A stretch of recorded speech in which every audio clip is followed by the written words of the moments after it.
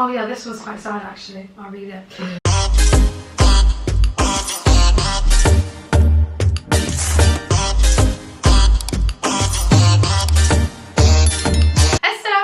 Callie and Harbour. I hope you're Waalaikumsalam. Thank you. I'm looking for some advice and hoping maybe I can hear my scenario on one of your videos. Well, we'd be bloody happy to read your scenario, love. Oh, here we go, love. Let's get it going. I reverted to Islam in December 2022. Alhamdulillah. MashaAllah. I reverted. Allahu Akbar. That is bloody amazing. 2022. I mean, oh 1 my year God. being Muslim. That was recently. That was a couple of months ago. Yeah. Oh, Allah Mubarak. May Allah bless you. Congratulations. Please Welcome make to dua the for us. fold. Woo, salvation. Sisterhood. Make dua for us. Inshallah, And the salvation. Ummah. Right. I reverted after researching Islam for 6 months and took my shahada online in front of 2 witnesses. I did not tell my parents I had reverted because they are ignorant to Islam and believe what the Western media tells them. May Allah guide them. Ameen. Ameen. As I still live at home, I would pray in secret, and alhamdulillah, I've been able to pray in peace. However, one day my mum randomly asked me if I was Muslim, and if I was, I should tell her right away. I panicked and said no, which I'm really disappointed in myself.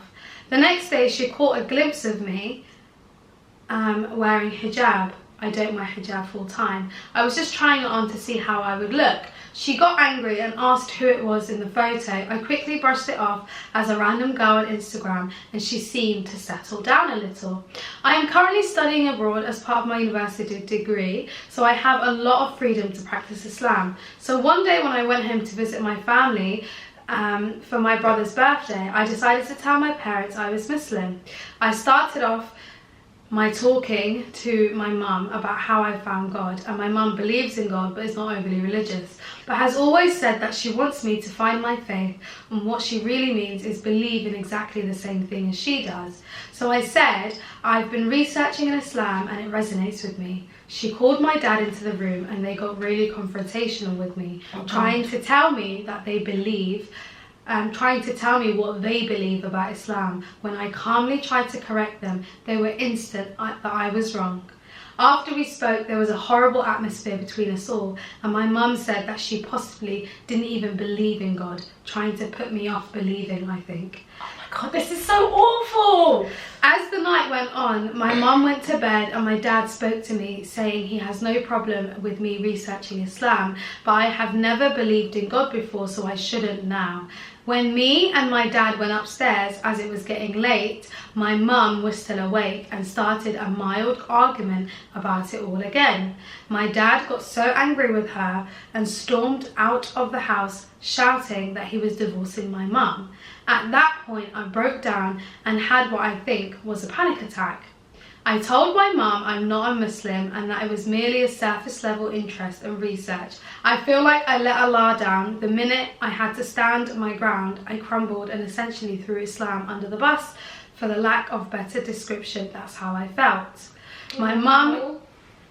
It's really sad. I know. My mum got me to help her put my dad's clothes into a suitcase and leave it downstairs for him. He collected it while we were sleeping, not that I got any more than 2 hours sleep that night. The following morning, my dad came to my house to discuss finances with my mum. I felt so bad as none of it would have happened if I kept quiet about being Muslim. I mediated between them and convinced them to stay together. I wish I didn't. It sounds bad to say, but they had problems for a while, and if they split up, maybe I could be Muslim more freely. Everything was swept under the rug for my brother's birthday, and we seemed to move on. I decided to try and get closer to my dad, hoping if I get him on board, my mum will have to follow suit. That's smart, divide and conquer. I worked really hard not mentioning Islam, but making sure to talk my dad more and encourage him to open up to me more. I felt like our relationship was building and he was saying that he would always have my back. However, I think my mum eventually got to him, and one day on our routine phone call, he was talking about how my mum is right and I don't need religion. My mum called me later that day to talk.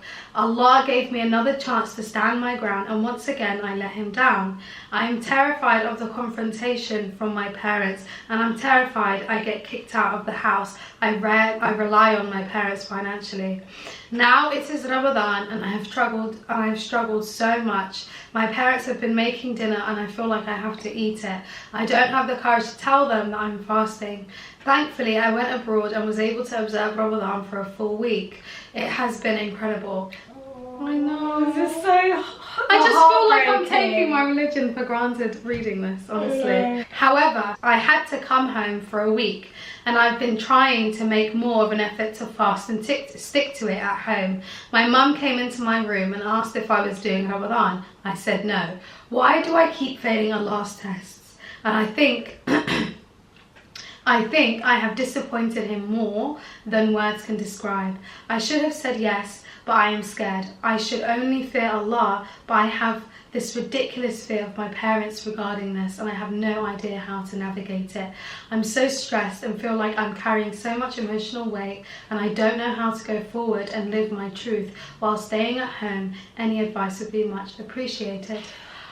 Oh, this is so heartbreaking. I just feel like, just off the bat, I just want to say that as a new Muslim, there isn't like an expectation for you to basically try and do everything all in one go. So like if you're fasting for a week, that's great in itself. Don't feel guilty about the things that you're not doing. Focus on the things that you can do within the capacity like that you have. So obviously you have your parents that are like not agreeing with you. Just do what you can. And secondly, like obviously you keep saying that you're failing Allah's tests and stuff like that. Like you need to understand that Allah is merciful. So just like focus on like, you know, like asking for forgiveness and stuff like that. But honestly, I think you're putting too much pressure on yourself. A lot of pressure. Like you don't need to like wear hijab straight away, fast straight away, pray straight away. Like these things need to be done in steps and then you'll eventually get better and better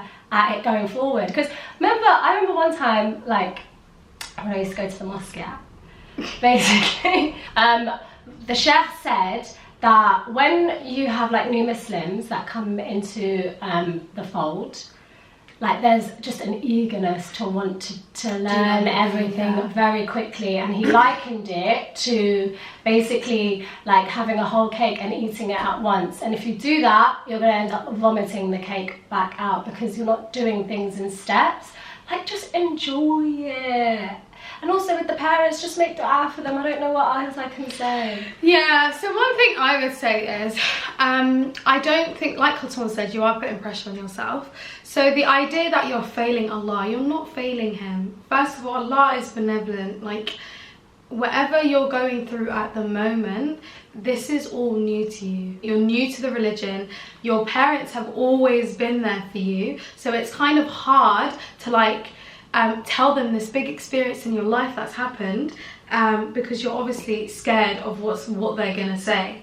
But one thing that you need to realize is that like if you continue making dua and you just pray to Allah and you just say, Allah, ease my parents' affairs, he will show you a way through this. And I don't think you're failing Allah, because at the moment you are standing up for yourself and you are standing up for your religion, because you are meaning to tell your parents, this is who I am and please accept me. It's just because of your parents' complications and the things that they're throwing at you, it's quite hard for you to convey that truth. So to me, it doesn't seem like you're hiding anything or you're failing anything. I think you're quite courageous, if I'm honest with you. So I just continue doing what you're doing, and also don't feel guilty about your parents. It's not your fault. Like you said, your parents seem like they already had issues to begin with.